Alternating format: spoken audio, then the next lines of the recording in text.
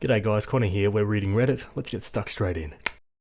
Okie dokie folks, we're on relationship advice. This one was written by user Mizaloo Loves Company, and it's titled, Where do I even begin to inform my wife that I may have caught my younger brother and her younger married sister having sex in my parents' house? The title really does say it all, but I'll provide the details. I'm at home now, and my wife is in the other room on her tablet. Earlier this evening, I drove by my folks' place to drop off some floor tiles I got for my father. He and my mother are celebrating their anniversary and are out of state on vacation. There was like a house party going on the same street, and it forced me to have to park a bit further away than usual due to all the cars, and I don't have access to my folks' garage door opener. So I park in front of a different house and walk a little ways. I go into the house through one of the side doors to get at the garage. When I get in the house, I'm immediately struck with the sounds of sex. I'm grossed out and confused at first, thinking it's my parents. They're both in their 60s. Before that image can settle, I glass through the door in the house that connects to the garage, and my brother's car is parked there. He doesn't live with my parents. For a second I'm like, okay, creepy he took a date back to my folks' place, but reasoned it's because he has a messy apartment. Not wanting to cause a scene or ruin his fun, I duck out, thinking I'll come back tomorrow. On my way back to my car, I notice that the car parked in front of mine actually belongs to my sister-in-law. Now, I didn't see her in that house, and I have no idea what she sounds like during sex. All I know is that her car was there. My folks moved here later in life, so I'm not super familiar with their neighbors, but there is a chance sister-in-law was at the house party. She's a married woman with 2 kids. I haven't said anything to the wife yet. Part of me is like, keep your mouth shut and pretend you saw nothing, and the other part knows I ought to tell my wife. What the heck do I do? Yeah, I mean, tricky, right? Because he doesn't know for sure it was her. She could have been at the party like he said. But I guess with that being said, it wouldn't hurt to just tell the truth to your wife if you want to say something about it, and leave it for her to decide whether or not she was in the parents' house or at the house party, I guess. Let's go to the comments. There's nothing wrong with being honest and telling your wife what you saw. You aren't saying that her sister is cheating, you're literally just giving facts.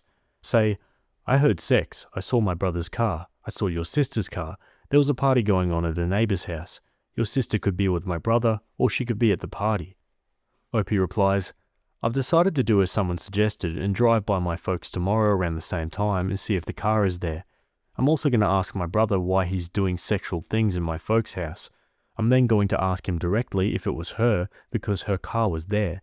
Based on his answers and how truthful I think he's being, I'll go to my wife about it. No sense in embarrassing my brother too much if he just had a random girl at the house. When you're by the house, call your sister-in-law, see what happens. Either that or stay in your car and see who leaves the house. He says, it's a different day now. If I drive down there and her car's still there, it's obviously cheating. So you don't know for sure? That's speculation there, mate. I'd say have a chat with your brother first. I think based on that little chat, then you'll know what to do next. He says, I know it's speculation. Like I said, I don't know the neighbors. Maybe she knows somebody over at the party. Not even sure if she knows where my folks live. I'll see if my brother wants to get a burger tomorrow or something, and I'll sort this out. You could have saved yourself the trouble if you went back to the house and found out who it was. Highly unlikely your brother or your sister-in-law will come clean if they're sleeping together, but you can try. Just ask him and don't let him change the story. And he replies, I wasn't going back into the house with him doing his thing. I know my brother well enough to know if he's being dishonest, so when I do ask him about this, I'm pretty sure I'll get the truth out of him. Okay, let's find out. An update 2 days later. Well, I had the day off today, and it was still gnawing at me. To catch everybody up, I'd gone to my parents' house yesterday to drop off some floor tiles. My brother, who does not live with them, had his car in their garage, and there were sounds of 2 people having sex. As not to interrupt and cause embarrassment, I left without saying anything. My sister-in-law's car was parked on the street, but there was a house party, so she may have been there. Well, today I went to drop off the tiles, and neither car was there. I neglected to mention any of this to my wife, and decided to just talk to my brother first to see what was going on. As he wasn't there, I figured I'd go pick up a case of beer and drive over to see him. Make up some story about being in the neighborhood. As I'm on the way to do this, I get a call from my wife, who sounds a little distraught. She informs me that she just got off the phone with her sister and that she's apparently getting divorced. Sister-in-law and her husband actually haven't been living in the same apartment for like a week now. Hearing this, I expected her to tell me that sister-in-law got caught cheating, but it was actually the opposite. The guy I thought I would be helping, well, it turns out he's been having a 6-month-long affair with their kid's former preschool teacher. Sister-in-law had been despairing for a week, having to tell anyone about this because she's ashamed of it. So I breathed a sigh of relief, knowing that if I'd stumbled on what I stumbled on, at least there was no real wrongdoing there. I still kept it from my wife and opted to talk to my brother. I don't usually show up out of the blue, so he was a little anxious that I was there. I told him about me and what I heard, and he apologized profusely. I then asked him about sister-in-law's car, and he got quiet. Well, it turns out sister-in-law wasn't telling my wife the whole truth. Apparently, sister-in-law has known about her husband's affair for several months now, but didn't confront him until just recently. While worrying about who to talk to about all of this, she bumped into my brother at a gas station. He told me that she basically broke down crying over it, and for the last few months, he's been letting her confide in him, and he's kept quiet about it. They next started meeting up and having coffee together, and as my brother has depression, he was recommending a few good therapists. There was never any major flirting in their meetups. They actually talked about their kids. My brother has a daughter from a previous relationship, so he talked about her. Sister-in-law's husband, who did not know his infidelity had been discovered, began to grow suspicious of my brother and sent him a message asking what was going on with his wife, why they're suddenly liking each other's posts so much and texting. When sister-in-law learned of the message, she saw red and finally confronted her husband, and he walked out. That was last week. That takes us to yesterday. They went out for coffee again. Sister-in-law mentioned being worried about how to tell her folks and her husband's folks about his affair, but said she was feeling much better with him not in the house. She kept giving him signs, talking about her dead bedroom, talking about being lonely, talking about sexual frustrations, and my brother took the bait and took her to my folks' place, and the rest is history. When asked why he chose my folks' place, he says it's because they have a better TV, and he left his guitar there and needed to pick it up anyway. I told my wife when I got home, and she turned from being sad and nervous for her sister to quite playful about everything, so it's looking like my kids might have double cousins at some point, lol. So they were sleeping together, but it wasn't cheating. Sounded like the nice lady really needed it as well, so good on her, I guess. Sucks about her getting cheated on and the divorce with the kids and all of that, but yeah, about as good of an outcome as you could hope. One comment says, "So the reason why they had sex at the parents' place is because they have a better TV? What?"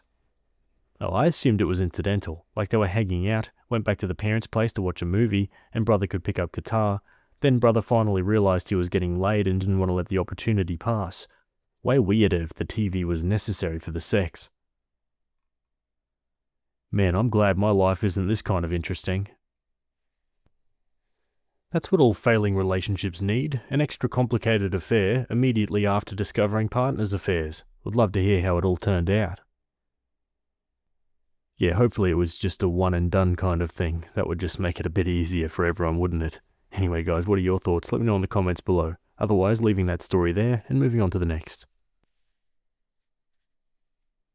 Okay, we're now over on r/advice. This one was written by user Common Bimbo, and it's titled, "My boyfriend is scaring me with his jokes." So this relationship is new. We've been dating for about 2 months now. I'm 20, female, and he's 24. It moved a little too quick for my liking. I invited him over to hook up. That's all it was supposed to be. But then we watched movies and took a night walk by the river, and he said he wanted to make me dinner the next day, so I was like, okay, sure. Well, then he started coming over like almost every day for sex, watching movies, making food, and playing games. And I'm not joking. He told me he loved me after a week of knowing each other. I was stunned. I just said it back because I felt awkward and didn't know what to do, but I didn't mean it. I know that's bad, but... Anyways, he's gotten a lot more comfortable with me. He adores my dog, and that's good, but here lately he's been making a lot of comments that actually scare me. I don't know if I'm overreacting. I kinda want to break up and not see him again. First joke was about R-wording and killing me. He said he would put roofies in my drink and have his way with me after I pass out. Then he said something about strangling me to make me pass out if I didn't like the roofies. Said something about if I die then he'd hide my body. Another joke he made, he grabbed my boobs and said now he's essaying me. I told him please don't make jokes like that, but the very next day he'll make another. He's made a few other jokes that make me terrified, but that's some of the stuff he's said. I ask him to not make those jokes because they're scary, and each time he says he won't, but then he does it again. I even told him I have trauma from being assaulted as a teenager and sexually abused as a kid. I don't know, it's like he ignores me when he makes jokes like that, and I'm just scared. I haven't been having sex with him anymore because of that. I'm thinking about breaking up. Any advice for me? Geez, it's just sad that this is a question that people feel the need to ask. Run far away. Opie edits. Right now, I'm overwhelmed and scared after reading some of these comments. I didn't expect this much. I'm sorry, I know it's infuriating to read this and think how can I be serious? I've just always been like this. Always doubting myself and feeling like I overreact. Hard to trust myself or my intuition. My brain always downplays and minimizes things. He promised me they're just jokes, so I believed him. I didn't think it was that serious, but deep down I knew it's wrong. But I promise I get it now and understand the severity, and I am going to break up with him. I'll do it safely, taking your advice, and I'll update and reply more later.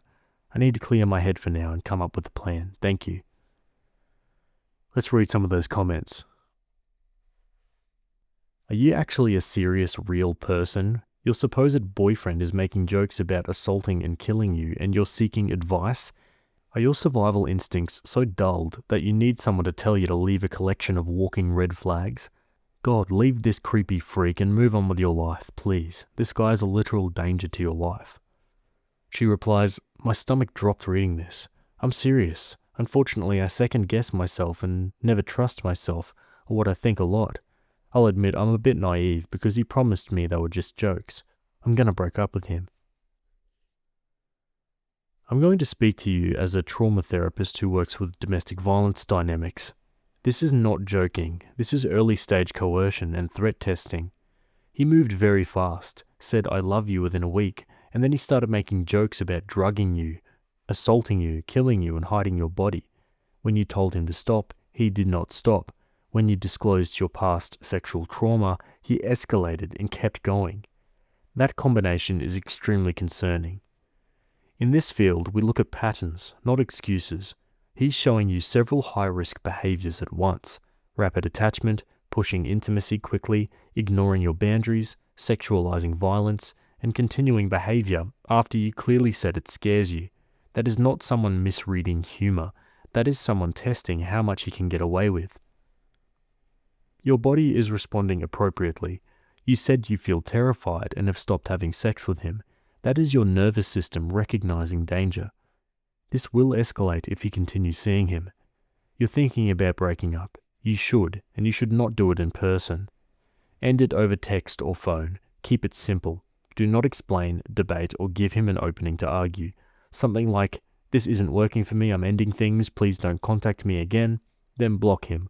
Do not meet up to talk it out. Also, take basic safety steps. Make sure he does not have access to your home. Change anything he might have access to, and let a trusted friend or family member know what's going on. The fact that he continued making assault and murder comments after you told him about your trauma is not a small detail. That is someone who is willing to override your fear for his own gratification. You are not overreacting. You're picking up on something very real. Opie replies, thank you for this. I am going to follow your advice. This has also opened my eyes a lot more too, and I take it as a lesson to trust myself more. Info, does he have a key to your place? After you break up with him, can you stay at your parents or at a friend's for 2 weeks? She says, I did not even think about that. I did give him my spare key to get something of his out of my apartment while I was at work, and I didn't get it back yet. And yes, I can go stay with my mum for a bit, and I'm working up to talking to her about this. I'm scared to ask him for my key back now. How should I do this? Or not ask and just change my locks? Opie adds this about their relationship. Thank you, this is good advice. A few things I didn't mention in the post is that we got into a big fight once already because he thought I lied about where I was going, but he heard me wrong.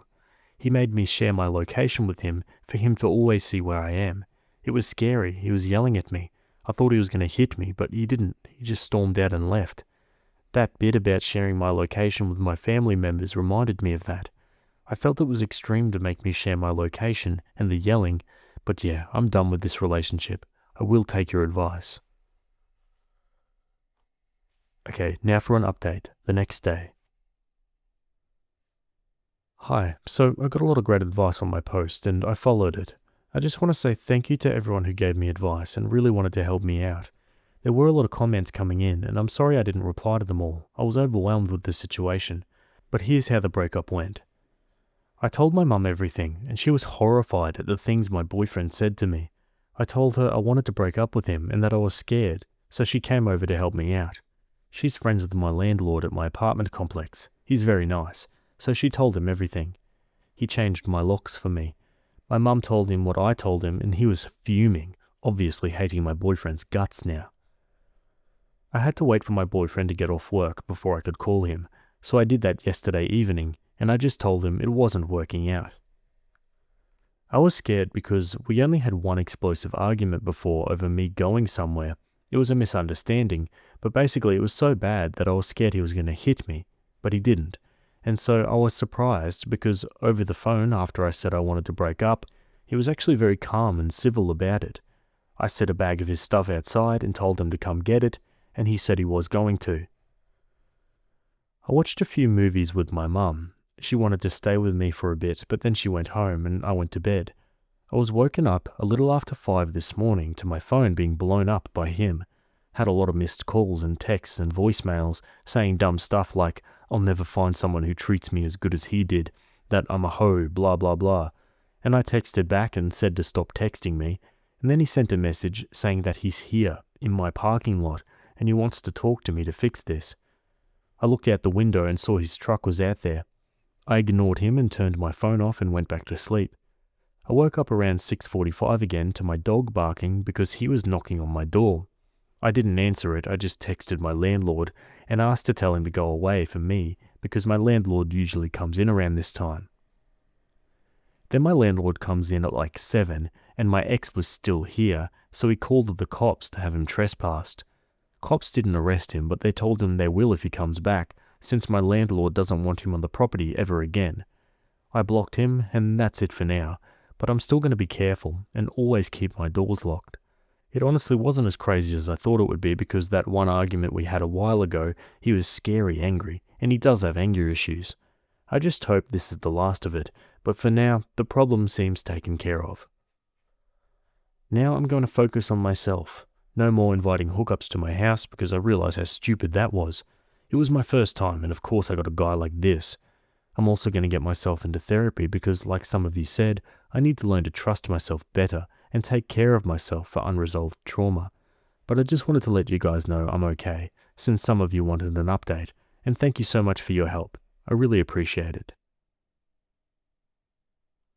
Yeah, good riddance, but Opie should still keep her wits about her for the time being. Some final comments. I would recommend to not walk to and from your car alone, at least for a few weeks, whether at home or work. Same with putting out the trash. I'm sorry you're going through this. I really hope you'll go away, but I'm legitimately worried for your safety.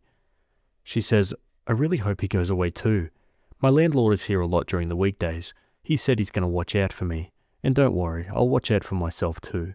If it does get bad, I can go stay with my mum and she'll have my back. Thank you so much. Yeah, sure, you'll never find someone who treats you as good as me who jokes about assaulting and murdering you and hiding your body. That's peak romance. I'm also imagining he sent those texts after he realized the spare key didn't work anymore. There needs to be better education about what early stage abuse looks like. Hope the OP stays safe. You never need permission to leave a relationship you don't want to be in. Wanting to leave it is enough. We all have the right to choose who we want to be around and don't need any justification for it. A joke is something that makes the other person laugh. I don't know how so many people got past middle school without figuring this out. Hurting, scaring, and bullying other people because it's funny to you is not joking. That's called being a piece of crap. Yeah, full stop. Anyway, guys, that's it for that story, and that's it from me today. Hope you enjoyed those ones. Thanks for making it to the end, and I'll see you all in the next video. Have a good day. Cheers.